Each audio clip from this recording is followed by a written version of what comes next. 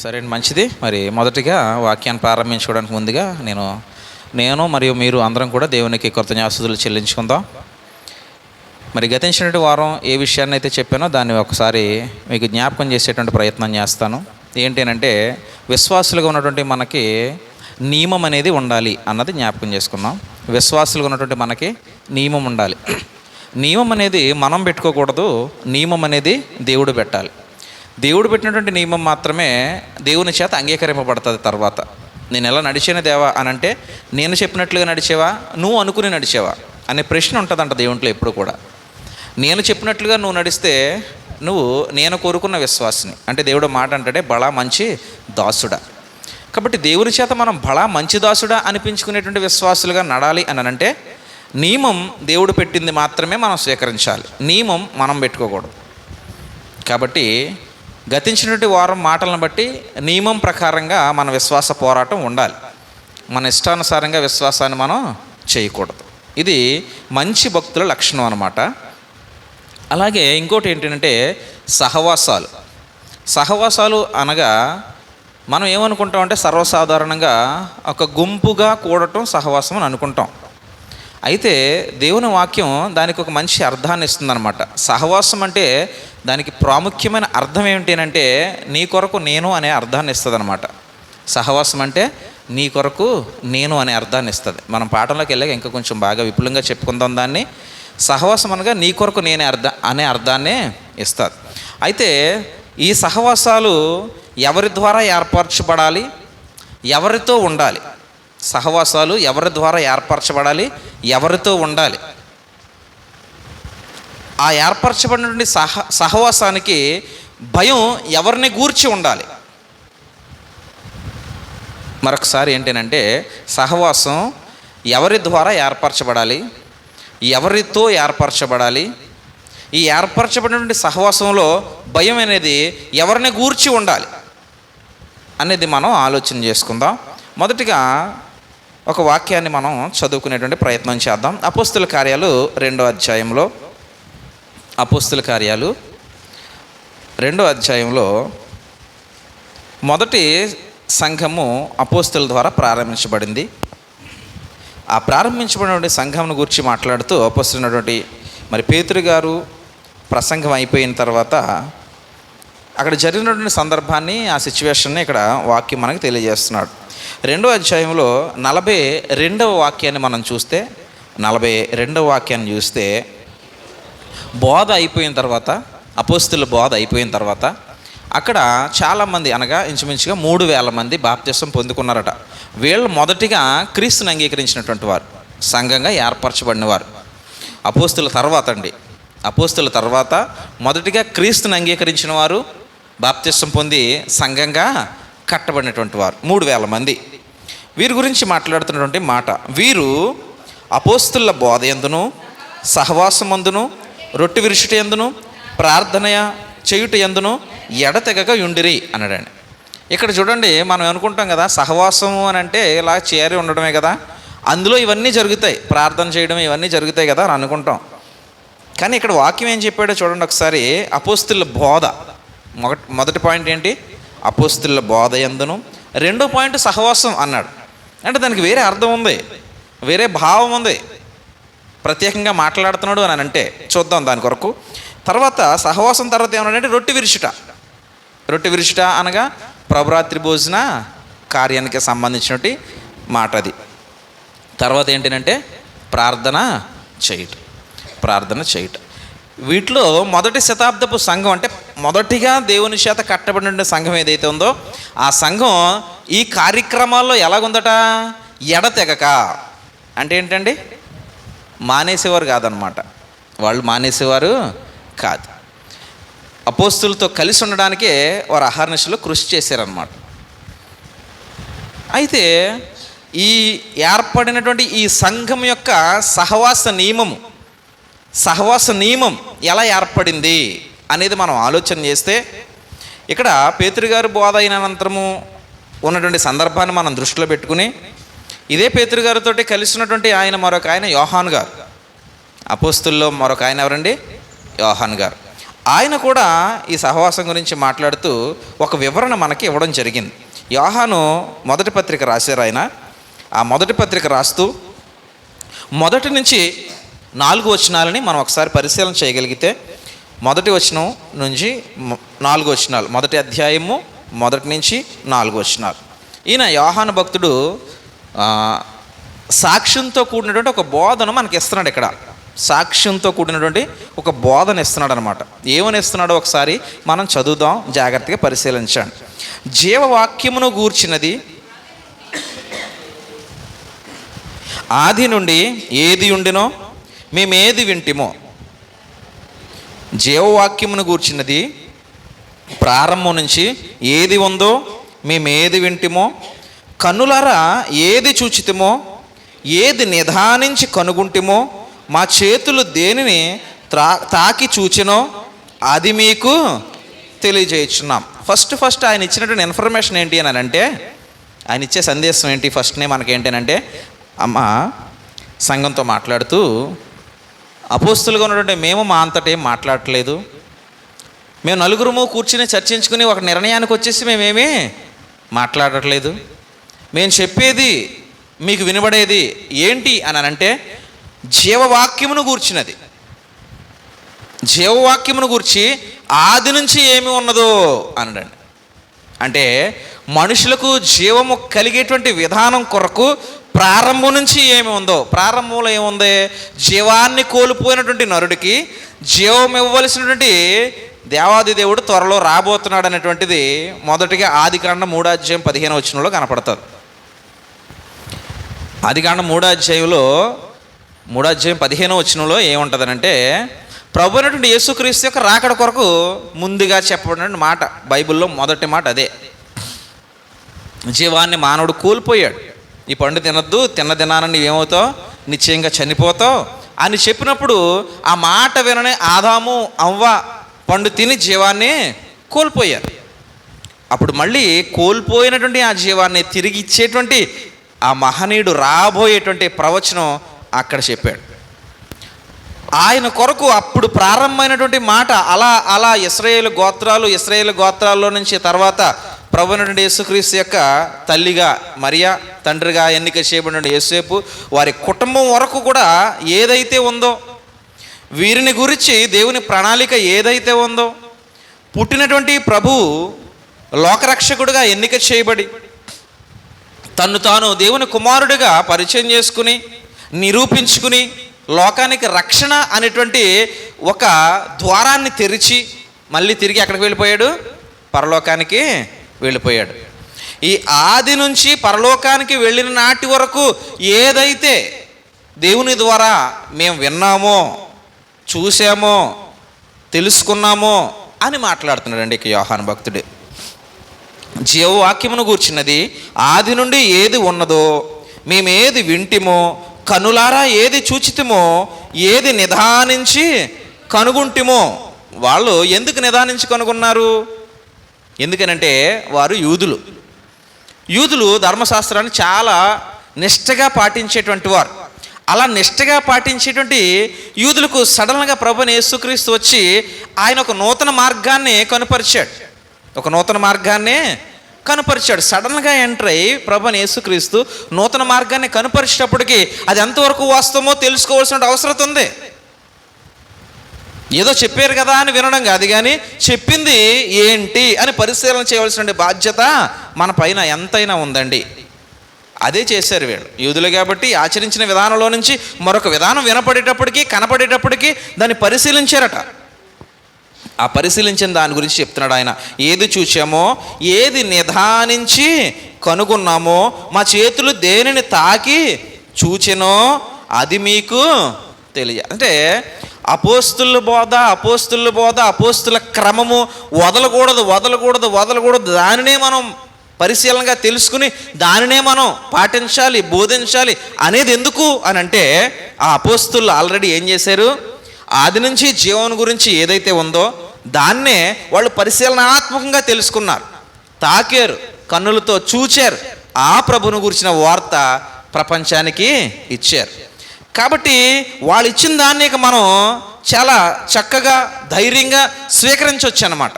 అందుకే అపోస్తుల బోధన మనం తీసుకోవాలి అనేటువంటిది ప్రాముఖ్యమైనటువంటి మాట. దాన్ని మనం బేస్ చేసుకుని ఆ అపోస్తులు చెప్పినటువంటి దాన్ని పరిశీలన చేస్తున్నాం.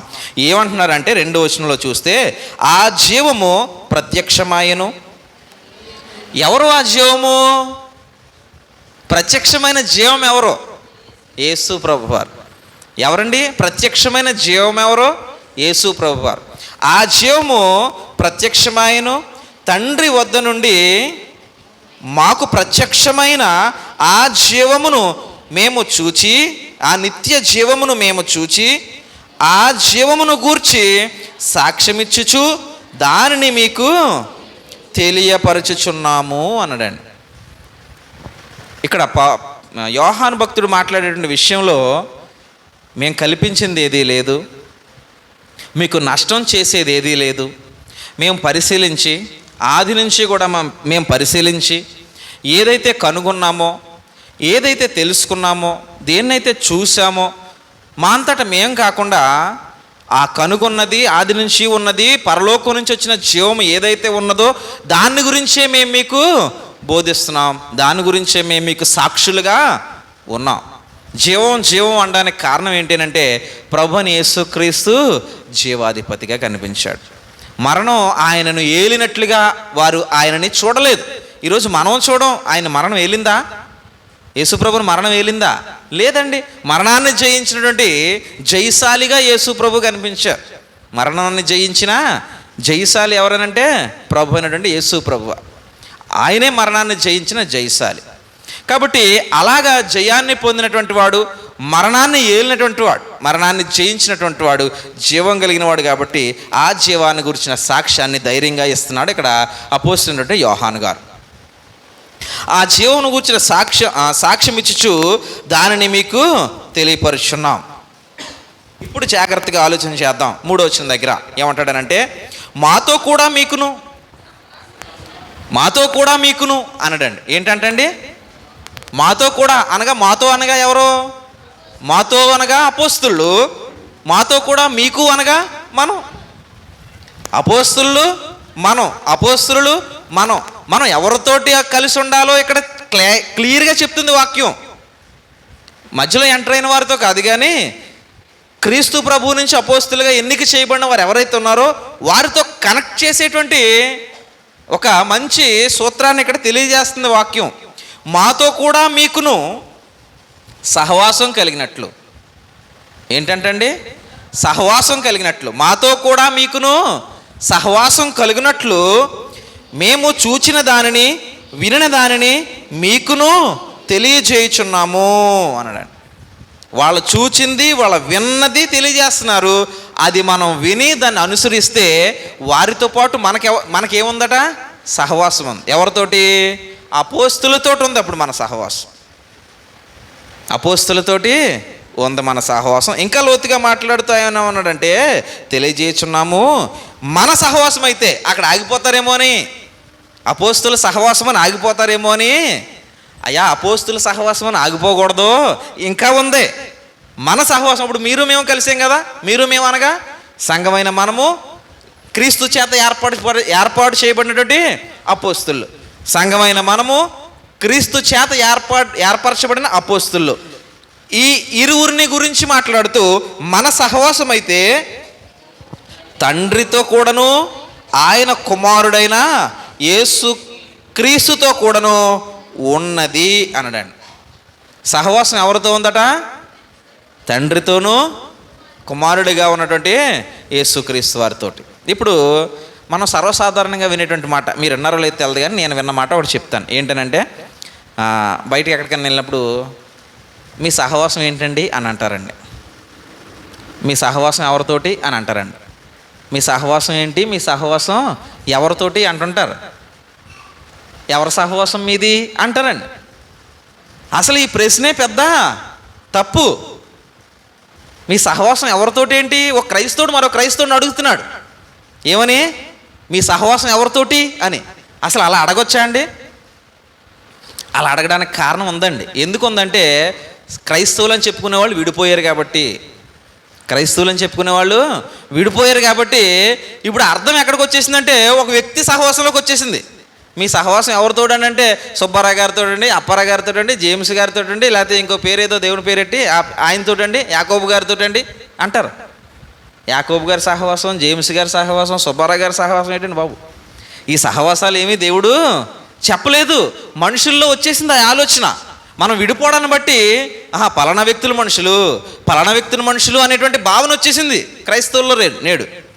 నిజానికి సహవాసానికి ఆ భావన లేదండి. మనం బాగా అర్థం చేసుకుంటే సహవాసానికి ఒకే ఒక భావన ఉంది.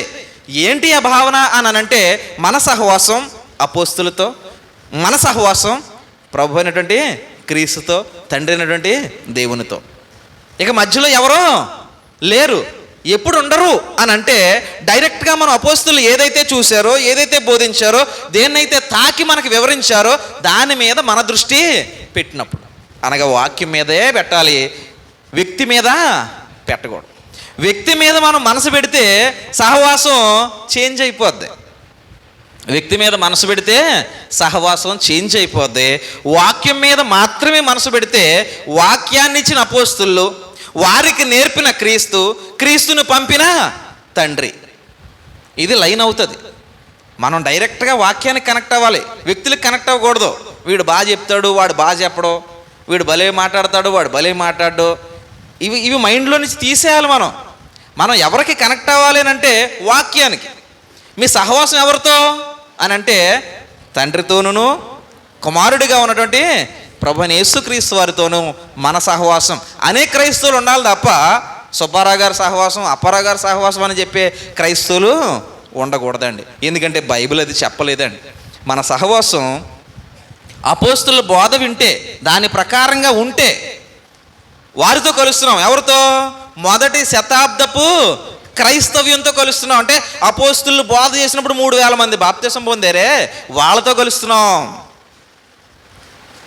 వాళ్ళ బోధను విని దాని ప్రకారంగా నడిస్తే వాళ్ళను బట్టి క్రీస్తుతో కలుస్తున్నాం, వాళ్ళను బట్టి తండ్రి అయిన దేవునితో కలుస్తున్నాం.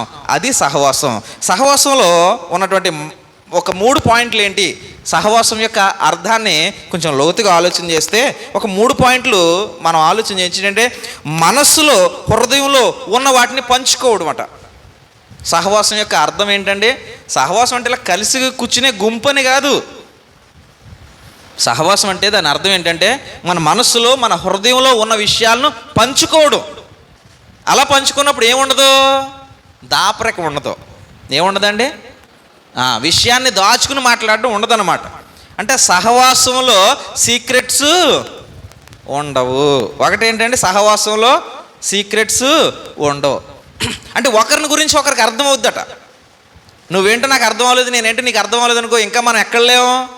గుంపులో ఉన్నాం తప్ప దేవుడన్న సహవాసంలో లేం. దేవుడన్న సహవాసంలో ఉంటే మనం అర్థం అవుతామంట ఒకరికొకరు. వీళ్ళ మనసు ఎలా ఉంటుంది, వీడి మైండ్ ఎలాంటిది, వీడు ఎలా మాట్లాడాడంటే వాడి ఉద్దేశం ఇదై ఉంటుంది అని అర్థమైపోద్దట. ఇంకా మనకి ఎదుటి వ్యక్తి అర్థం అవ్వట్లేదు అని అంటే ఇంకా మనం దేవుని సహవాసంలో లేం. ఒకవేళ ఉంటే మన మనసు పంచుకుంటామట, మన మనసునే ఇతరులతో పంచుకుంటామట. అది సహవాసంలో మొదటి మాట. రెండవ మాట ఏంటంటే, ఏదైతే క్రీస్తు ప్రభు పేరట చేర్చబడిన వ్యక్తులు అందరూ ఉన్నారో వీరిలో వారితో కలిసి సేవలోనూ, క్రైస్తవ పోరాటంలోనూ, కష్టాల్లోనూ, సంతోషాల్లోనూ పాల్గొంటాం. ఏంటండి?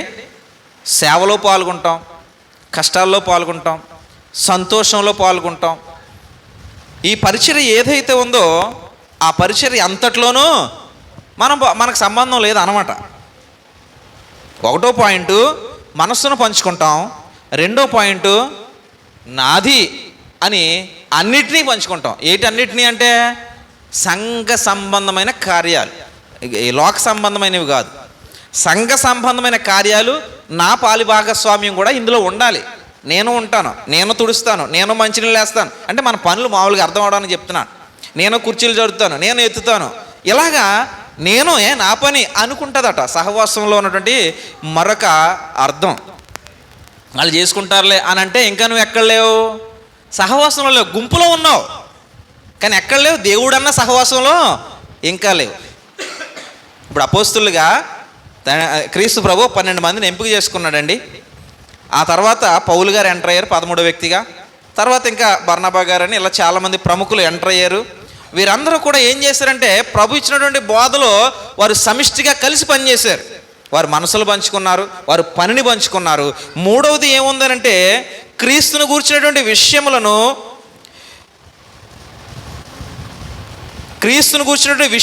వినిపిస్తూ ఒకరు మాట్లాడుకునేటువంటి లక్షణం అటండి సహవాసం యొక్క లక్షణం. ఒకరు మాట్లాడుకునేటప్పుడు ఏం మాట్లాడుకుంటారట? సహవాసంలో ఉన్నవారైతే క్రీస్తును గూర్చినటువంటి విషయం. మనం ఏవేవో మాట్లాడుకుంటున్నాం అనుకోండి, ఖాళీగా కూర్చుని ఏవో మనకు సంబంధం లేని విషయాలు, పనికిరాని విషయాలు, ఎవరినో బాధ పెట్టే విషయాలు ఇవి మాట్లాడుకుంటున్నాం అనుకోండి, మనం ఎక్కడ లేం? సహవాసంలో లేం. ముందు సహవాసం యొక్క అర్థం తెలుసుకోవాలి మనం. సహవాసం అనగా మనసు పంచుకునేటువంటి ఒక అర్థాన్ని చూస్తుంది. సహవాసం అనగా క్రీస్తు పనిలో పాలిభాగస్వామ్యాన్ని చూపిస్తుంది. సహవాసం అనగా క్రీస్తు మాట మాత్రమే మాట్లాడుకునేటువంటి వ్యక్తులుగా మనల్ని ఎన్నిక చేస్తుంది. ఈ 3 లక్షణాలు కలిసి ఉంటేనే మనం అపోస్తులతోనూ, దేవునితోనూ, ప్రభువైన యేసుక్రీస్తుతోనూ సహవాసం. ఎందుకంటే అపోస్తులు ఇప్పుడు చూద్దాం, అపోస్తులు ఏం పంచారు? వాళ్ళు ఏం మాట్లాడారు? అపోస్తులు ఏం పంచారు, ఏం మాట్లాడారు, ఏ సేవ చేశారు, అంటే ఏం పని చేశారు వాళ్ళు? పౌలు గారిని ఆలోచన చేద్దాం. పౌలు గారు డేరాలు కుట్టుకున్నారు కదా, ఆయన వృత్తి అది, ఆయన బిజినెస్ అనుకుందాం, లేకపోతే ఒక రకంగా మాటలో మనకు అర్థం అవడానికి అది వృత్తి. ఏంటి? డేరాలు కుట్టేటువంటి వృత్తి. అది కుడుతూ ఏం చేశాడు? అది కుడుతూ ప్రాముఖ్యమైన పనిగా దేవుని సేవ చేశాడు. దాన్ని కుట్టినటువంటి ఆ పని చేశాడు. దాని ద్వారా వచ్చిన ధనం ద్వారా ఏం చేశాడు? తనను తనతో ఉన్నటువంటి వారు అందరూ కూడా పోషింపబడ్డారట.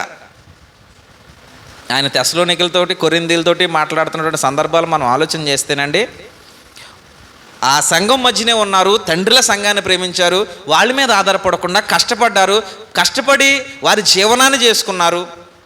జీవనాన్ని చేసుకుంటూ సంఘానికి దేవుని పరిచర్య చేశారు.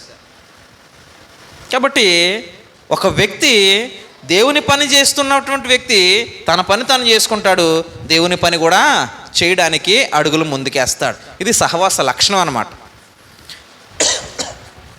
ఇంకొకటి, వాళ్ళు ఎక్కువ ఏం మాట్లాడుకునేవారు అంటారు?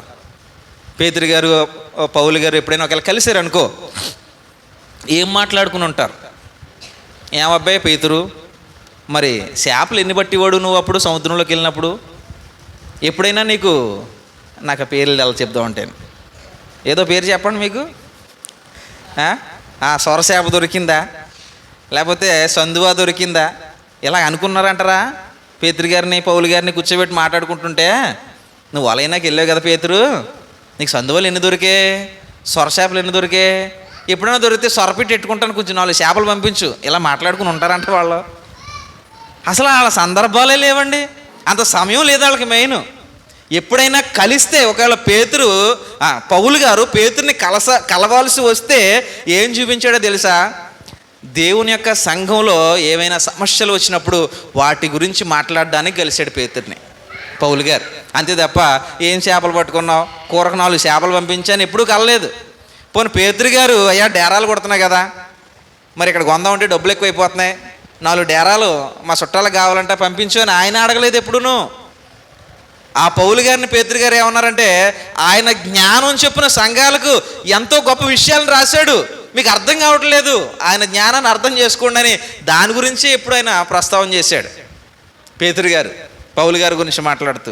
అంటే వారు ఒకరితో ఒకరు ఎప్పుడైనా సంభాషణ చేసుకుని ఉంటే 99% ఏం చేశారంటే జీవాన్ని కూర్చున్నటువంటి మాట గురించే వారు మాట్లాడుకున్నారు. వారు పని చేయలేదా అంటే పని చేసుకున్నారు. పేతురు గారు డేరాలు కుట్టుకునేటువంటి వృత్తి కలిగిన వాడిగా మనం చూస్తున్నాం.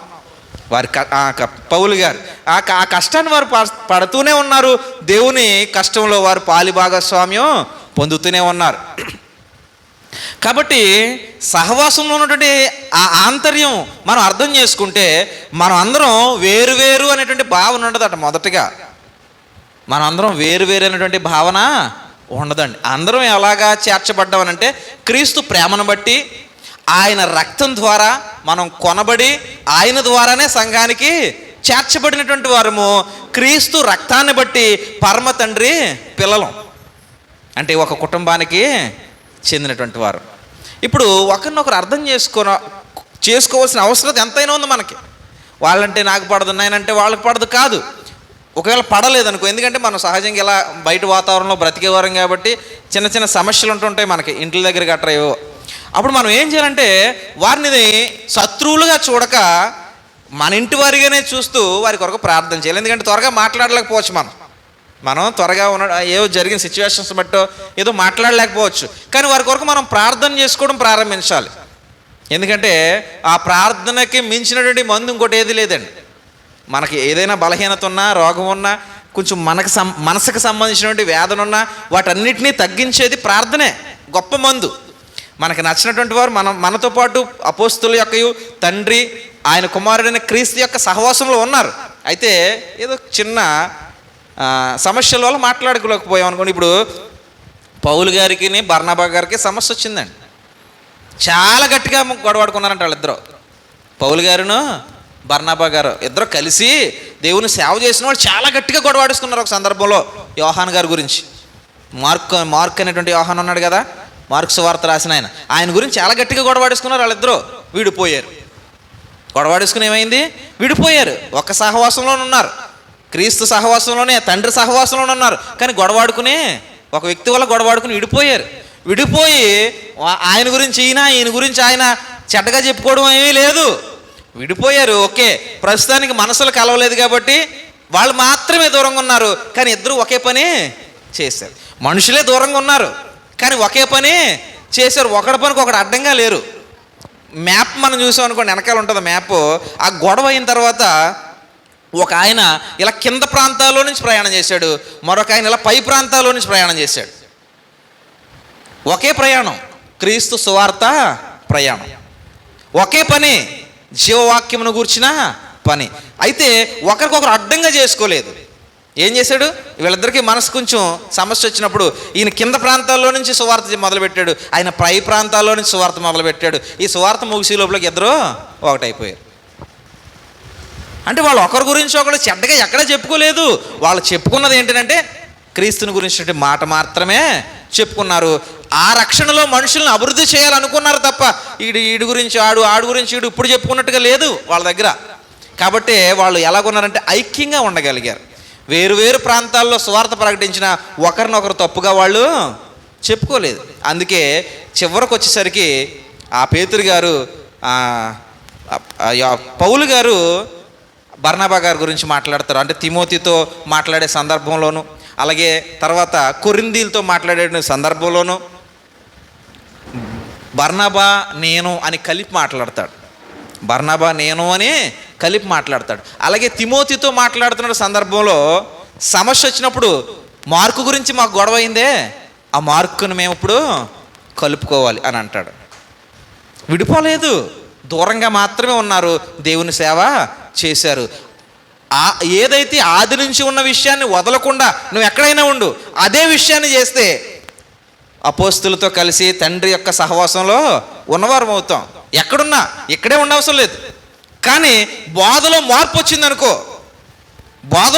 వచ్చిందనుకో ఏమైనట్లేనంటే ఈ సహవాసంలో నుంచి, అనగా అపోస్తుల యొక్కయు తండ్రి ఆయన కుమారుడైన క్రీస్తు ప్రభు యొక్క సహవాసంలో నుంచి మనం ఏమైపోయాం? బోధలో మార్పు వస్తే దూరం అయిపోయినట్టు లెక్క. కాబట్టి సహవాసం యొక్క ఆంతర్యం మనకు అర్థం కావాలి. మొదట అందరం ప్రభు యొక్క రక్తంలో కడగబడ్డాం, కొనబడ్డాం, చేర్చబడినటువంటి మనం మనసు విప్పుకునే వారిగా ఉండాలి. ఒకరికొకరు అర్థం అవ్వాలి మొదట. ఆ తర్వాత అందరం క్రీస్తు పని కొరకు నిలబడాలి. నాది కాదులే అనుకుంటే నువ్వు ఇంకా సహవాసంలో లేవు. తర్వాత మనం ఎప్పుడైనా మాట్లాడుకుంటే ముసలం ముచ్చట్లు కాదు, కానీ క్రీస్తుని గురించి మాట మాట్లాడాలి. అయ్యా మన భక్తిని ఎలా అభివృద్ధి చేసుకోవాలి, ఇంకా మన సహోదరులు ఇంకా అభివృద్ధి చెందాలి, దాని కొరకు మనం ఏం చేస్తే బాగుంటుంది, వాక్యాన్ని విరివిగా చాటాలి, ఇలాంటి మాటలు మాట్లాడుకోవాలంటే ఏవో పనికిమాలిన మాటలన్నీ మాట్లాడుకునే సమయాన్ని వృధా చేసుకుని దేవుణ్ణి బాధపరిచే ముందు ఒకసారి ఆలోచించుకోవాలి. మనం సహవాసానికి చెందినవారు, అపోస్తుల సహవాసానికి చెందినవారు, తండ్రి యొక్క ఆయన కుమారుడైన క్రీస్తు సహవాసానికి మనం చెందినవారమని గుర్తుపెట్టుకోవాలి. ఎప్పుడైతే ఈ లక్షణాలనండి మనం అందరం కలిగి ఉంటే ఏం జరుగుతుందో అపోస్తుల కార్యాలు 2వ అధ్యాయము ఇందాక చదివినటువంటి వాక్యం దగ్గరికి వద్దాం. అపోస్తుల కార్యాలు 2వ అధ్యాయము 43వ వచనాన్ని నేను చదువుతున్నాను. అప్పుడు ప్రతివానికి భయము కలిగెను అనడండి. ఏం కలిగిందంట? అప్పుడు ప్రతివానికి భయము కలిగాను. ఎప్పుడు అని అంటే అదిగో అపోస్తులు మొదటిగా ప్రారంభించినటువంటి సంఘం ఉంది, వారు ఏం చేశారని ఉంది? బోధ ఎందును, సహవాసమందును, రొట్టె విరుచుటి ఎందును, ప్రార్థన చేయటి ఎందును ఎడతెగక ఉండిరి. అప్పుడు ప్రతివానికి, అదేంటి ప్రతివానికి భయం కలగడం ఏంటి? ఒకసారి ఆలోచన చేయాలి.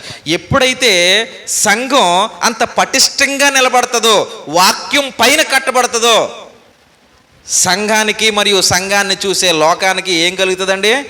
భయం కలుగుతుంది. ఎందుకంటే ఏంటి వీళ్ళు ఈ ప్రత్యేకత? ఎందుకు ఇంత గొప్పగా వీళ్ళు ప్రవర్తిస్తున్నారు? అయితే వీళ్ళు చెప్పేటువంటి మాటలో వాస్తవం ఉందే అని లోకం అనుకుంటుందంట. ఈరోజు లోకం సంఘాలను చూసి ఏమనుకుంటుందో చెప్పనా? దేవుడిని నమ్ముకోవడం అనవసరం అనుకుంటుంది. ఎందుకని? వాక్యం చెప్పడం మానేసి ఈ నాడు ఆ నేడు ఈ ఫోన్ ఓపెన్ చేశారనుకోండి, ఏదైనా వాక్యం విందామని, ఆడి కొరకు ఈడు తిట్టడం, ఈడు కొరకు ఆడి తిట్టడం, ఇది తప్ప అయ్యా ఉన్నది ఇది కాకుండా ఏం చెప్పినా అది లేనిదయ్యా అంటే పోద్ది. నేను బోధ ప్రారంభించిన కొత్తలో చేసిన పని ఏంటనంటే, సత్యం ఏదో చెప్పడం మన పని, ఇక్కడ లేనిది అసత్యం అని అర్థం చేసుకోవడం విన్నవారి పని. ఉన్నది ఇది, ఇగో 2+2 4 అంతే. 2 కలిపితే 4 అని చెప్తే సరిపోద్ది. 2 కలిపితే వాడు 3 అంటున్నాడు, అది కాదు. వాడు 12 అంటున్నాడు, అది కాదంటే ఇంత పొడుగు సాగుతుంది. వాస్తవం ఏంటో అది చెప్పి వదిలేసాం అనుకో, ఇంకా అది కాందంతా అవాస్తవమే. ఇలా ఎప్పుడైతే మనం బోధనిచ్చామో కొంచెం లిమిట్గా వెళ్తుంది మైండ్లకి. మన మైండ్లే 10 నిమిషాల కన్నా ఎక్కువ చెప్తే ఎనో, ఇంక అలాగ మనం పనికిరాని విషయాలన్నీ గంట చెప్పినా ఆ విషయాలు పని చేయవు, మన మైండ్కి ఏమీ ఎక్కువ. కాబట్టి ఎక్కే విషయాలు ఏవో కొద్ది నిమిషాల పాటు అవేవో చక్కని విషయాలు, వాక్యంతో కూడిన విషయాలు చెప్తే మంచిది. అలాంటివి లేని కారణాన్ని బట్టి ఈరోజు సమాజం క్రైస్తవ్యాన్ని చూసి నవ్వుకునే వాళ్ళు ఉన్నారు, క్రైస్తవ్యాన్ని చూసి ద్వేషించుకునేవారు ఉన్నారు. ఒకప్పుడు మన సహోదరుడు రాజ్కుమార్ ఒక కుర్రని రారా సచ్చికి అన్నాడు, వాక్యం మానేసి వార్తలు చెప్తున్నారు ఎందుకులే అన్నాడు అంటాడు. వాక్యం మానేసి వార్తలు చెప్తున్నారు ఎందుకులే అన్నాడంట. అవును, మరి వార్తలు వినబడినప్పుడు అలాగే అంటారు. వాక్యం వినబడితే వాక్యం చెప్తున్నారు అంటారు, కానీ వార్తలు టీవీలో వచ్చాయి, ఫోన్లో వినబడాయి, ఎవడో చెప్పినాయి అన్నీ చెప్తుంటే వార్తలే అవుతాయి, వాక్యం అవ్వదు. కాబట్టి వాక్యం చెప్తే సహవాసం బలపడుతుంది, వార్తలు చెప్తే న్యూసెన్స్ క్రియేట్ అవుతుంది. కాబట్టి సంఘాన్ని వాక్యం చేత కట్టాలి. అలా కట్టినప్పుడు అండి సంఘంలో ఉన్నటువంటి ప్రతి వ్యక్తి యొక్క మనస్సు కూడా దేవుని వాక్యానికి దగ్గరగా ఉంటుంది, లోకానికి కాదు. ఈరోజు విశ్వాసులను చూడండి, చాలామంది విశ్వాసులు లోకానికి దగ్గరగా ఉంటారు. వారి ఆలోచన కానీ, వారి నిర్ణయాలు కానీ, వారు వేసే ప్లాన్లు కానీ ఇవన్నీ ఎలాగుంటాయంటే లోక సంబంధుల్లాగా ఉంటాయి. ఆ ప్లాన్లు, ఆ నిర్ణయాలు అవన్నీ వాక్యానికి దగ్గరగా ఉండట్లేదు ఈరోజు క్రైస్తవుల దగ్గర. వాళ్ళు క్రైస్తవులే మరి ప్రమాదంగా కనపడుతున్నారు ఈ రోజుల్లో చూస్తే. కారణం ఏంటంటే సహవాసం యొక్క అర్థం తెలియకపోవడం, అపోస్తుల బోధకి కనెక్ట్ అయి ఉండకపోవడం అండి. బోధ నాకు నచ్చింది చేసేసుకుంటున్నాను నేను ఈరోజు, నాకు తెలిసింది చేసేసుకుంటున్నాను, నాకు ఎవడో నచ్చాడు వాడు బాగా చెప్పేస్తున్నాడు అనుకుని ఆడు చెప్పింది చెప్పేస్తున్నాను, ఇక్కడికి వచ్చి అప్పచెప్పేస్తున్నాను పాఠాలు. చూడండి, కుర్రోళ్ళకి పాఠాలు అప్పచెప్పమని పిల్లలు ఇస్తారు, ఎక్కాలు అప్పచెప్పమని. అవి ఏంది అలా కానీ గుడ్డిగా బట్టి అప్పచెప్పేస్తారు పిల్లలు, చాలా ఫాస్ట్గా చెప్పేస్తారు. ఆ మధ్యలో అడిగామనుకో చెప్పలేరు, మళ్ళీ ఆ లైన్గా గీత గీసినట్టు చెప్పేమని చెప్పేస్తాడు, మధ్యలో అడిగామనుకో చెప్పలేరు. కారణం ఏంటంటే బట్టి.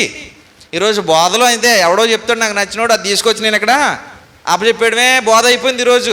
ఆ బోధ నీకు పనిచేయదు, నీ ముందున్న వాళ్ళకి ఎంతగానో పనిచేయదు. బోధ అంటే అర్థం చేసుకుని అందులో ఉన్నటువంటి జీవాన్ని బయటకు తీసి ఎదురున్న వాడికి అప్పగించడం బోధ.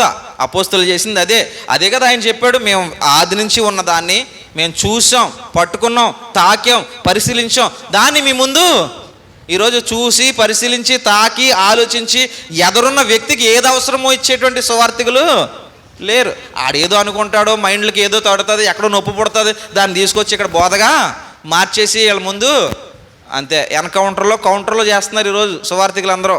ఎదురున్న వాడికి ఏది అవసరమో దాన్ని చెప్పేవాడు ఎవడో తక్కువ, లేరని అనకూడదు కానీ తక్కువ. కాబట్టి జాగ్రత్తగా ఆలోచన చేద్దాం.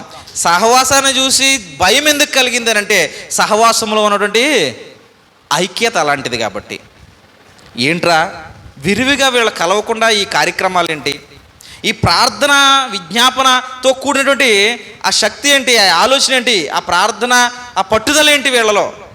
వీళ్ళు ఎప్పుడైనా మాట్లాడుకుంటే ఏం మాట్లాడుకోరు, దేవుని గురించి మాత్రమే మాట్లాడుకుంటారు. ఏంటి ప్రత్యేకత అని ఒక్కసారి లోకం ఆలోచిస్తే ప్రభువు రాబోతున్నాడు అనేటువంటి విషయం వాళ్ళకి అర్థమవుద్ది. ఎందుకనంటే ఆ ప్రభు కొరకు ఎదురు చూసేవారు కాబట్టి నిరీక్షణతో కూడిన మాటలు వీళ్ళు మాట్లాడుకుంటున్నారు అని లోకానికి అర్థమవుతుంది. ఇంకొకటి ఏంటి అంటే ఈ సహవాసంలో ఉన్నటువంటి ఈ ఐక్యత ద్వారా ఒక మాట మీకు చదివి వినిపిస్తాను. ఎఫెసీయులకు రాసిన పత్రికలో పౌలు గారు ఎఫెసీయులకు రాస్తూ ఇలా మాట్లాడుతుంది. వాక్యాన్ని బట్టి చూస్తే ఒకసారి ఎఫెసీయులకు రాసిన పత్రిక 5వ అధ్యాయము 21వ వచనంలో, ఎఫెసీయులకు రాసిన పత్రిక 5వ అధ్యాయం 21వ వచనంలో, క్రీస్తునందలి భయముతో ఒకనికొకడు లోబడి ఏమవుతుందో చెప్పండి. ఇలాగా ఒకరికొకరు లోబడి ఉండడం వలన ఏమవుతుంది? క్రీస్తునందలి భయంతో ఒకరికొకడు లోబడి ఉండడం. ఇలాగ ఉండడం ద్వారా ఏం చేస్తామంటే ఒకరిపైన ఒకరు కపటోపాయాలు పన్నం, ఒకరిని ఒకరు మోసం చేయాలని అనుకోం, ఒకరి పట్ల మరొకరు స్వార్థంతో ప్రవర్తించం. ఇవేవి ఉండవండి.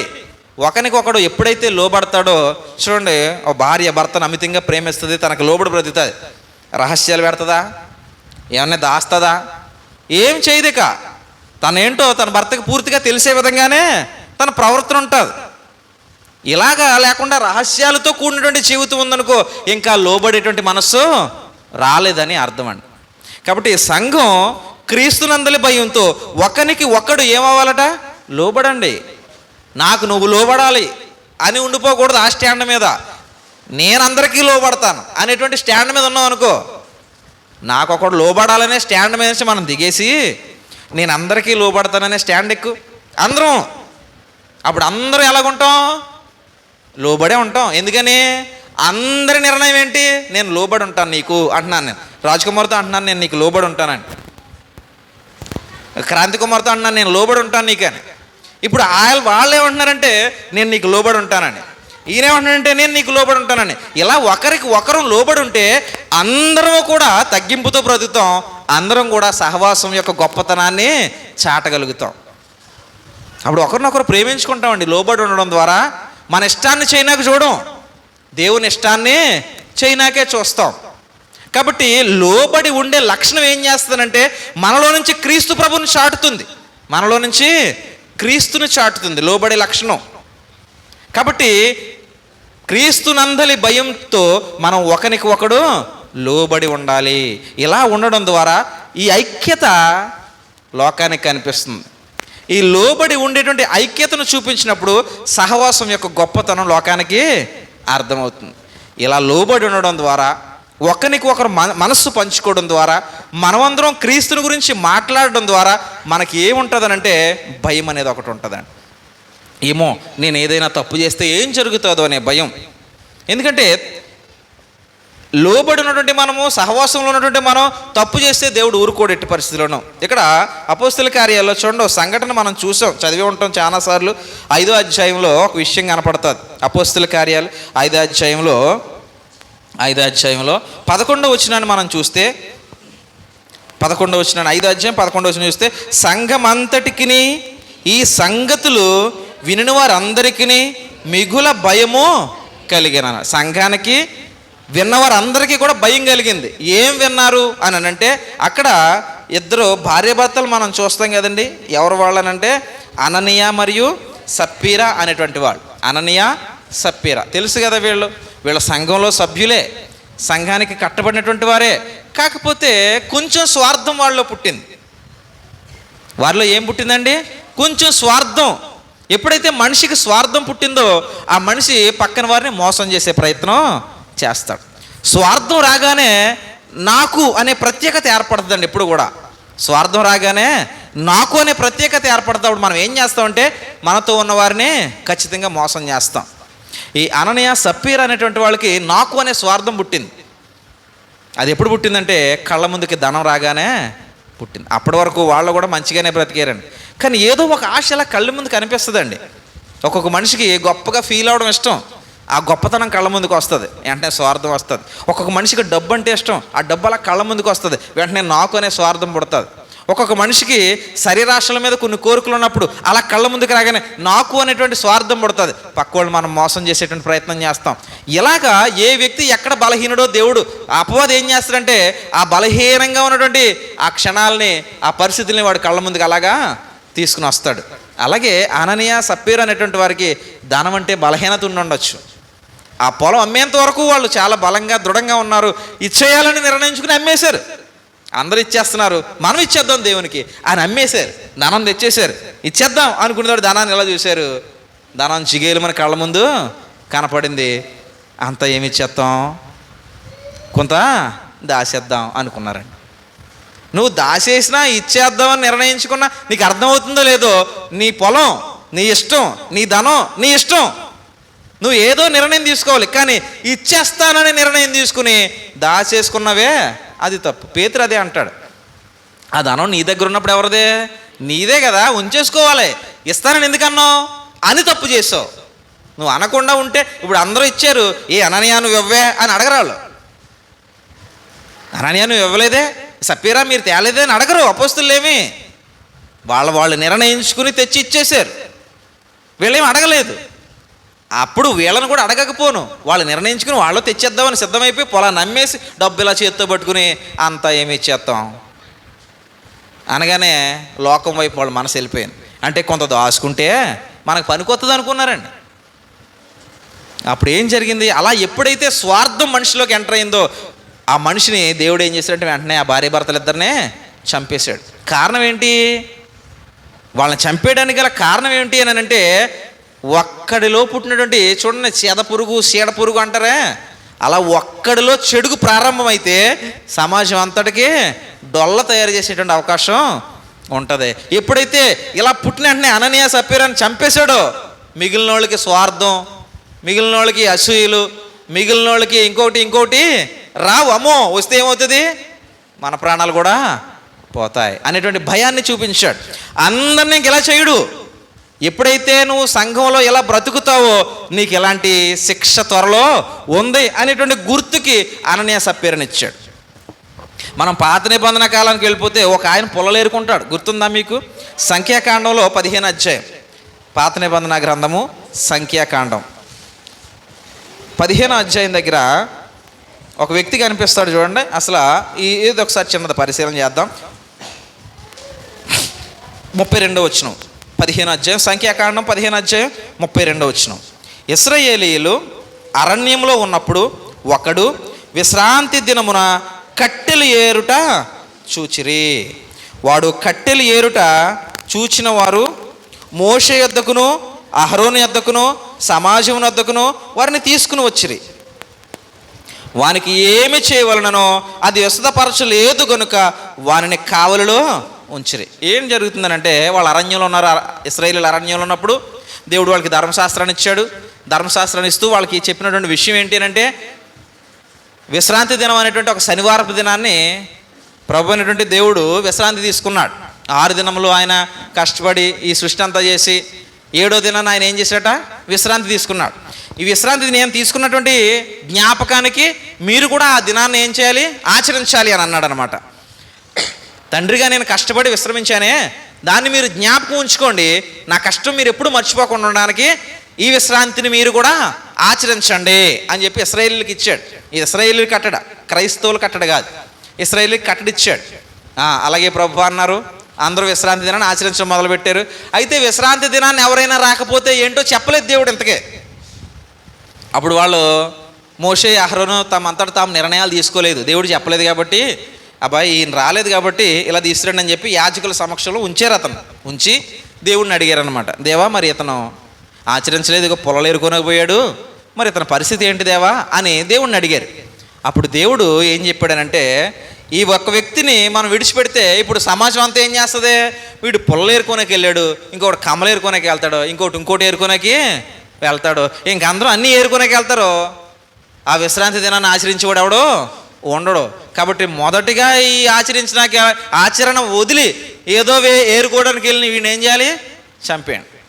ఇక్కడ మొదటగానండి ఇది మొదటి సందర్భమే. అననీయ సప్పీరా అనేటువంటిది కూడా మొదటి సందర్భమే. ఇశ్రాయేలీలు కలుసుకోవలసినటువంటి విధానంలో తప్పు చేసిన వ్యక్తిని చంపేశాడు. క్రైస్తవులు చేయవలసిన విధానంలో తప్పు చేసిన వ్యక్తుల్ని చంపేశాడు.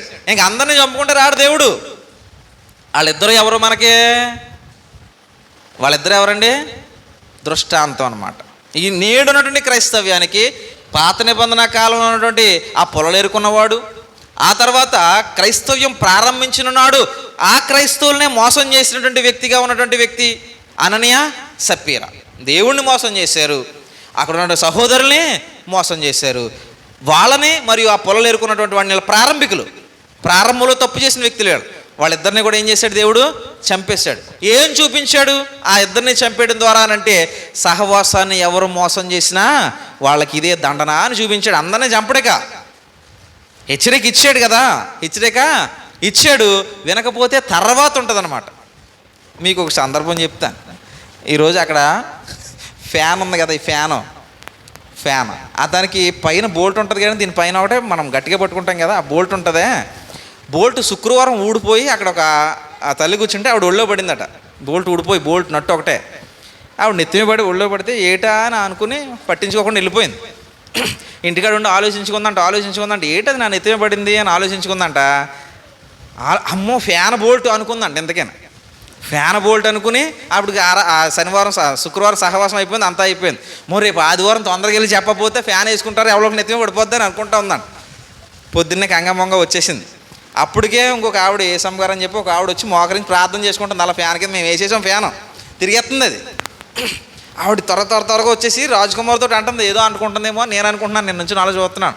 ఆ బోల్ట్ ఊడిపోయింది బాబు చూడండి అంటే చూసేటట్టు బోల్ట్ ఊడిపోయి చివరి ఉందండి, చివరి అంచు మీద ఉంది. ఇలాగా చివరి అంచు మీద ఉంది.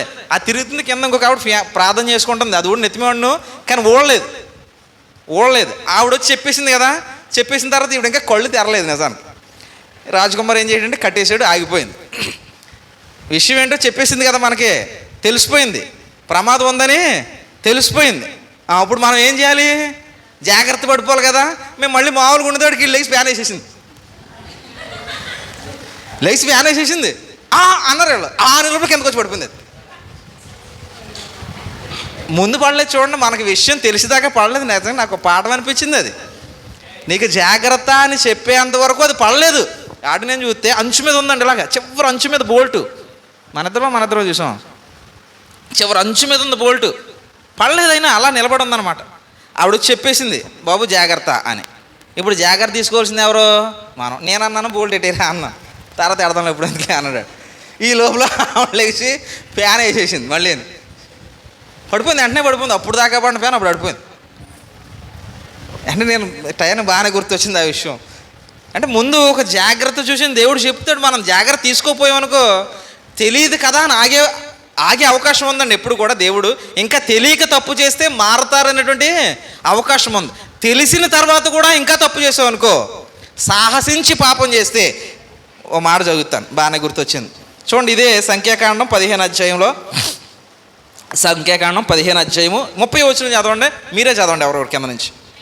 అయితే దేశమందు పుట్టినవాడే గాని పరదేశీయే గాని ఎవడైనను సాహసించి పాపం చేసిన ఎడల వాడు యెహోవాను తృణీకరించిన వాడగును గనుక అట్టివాడు నిశ్చయముగా జనములలో నుండకుండా కొట్టివేయబడును అన్నాడండి. చాలండి.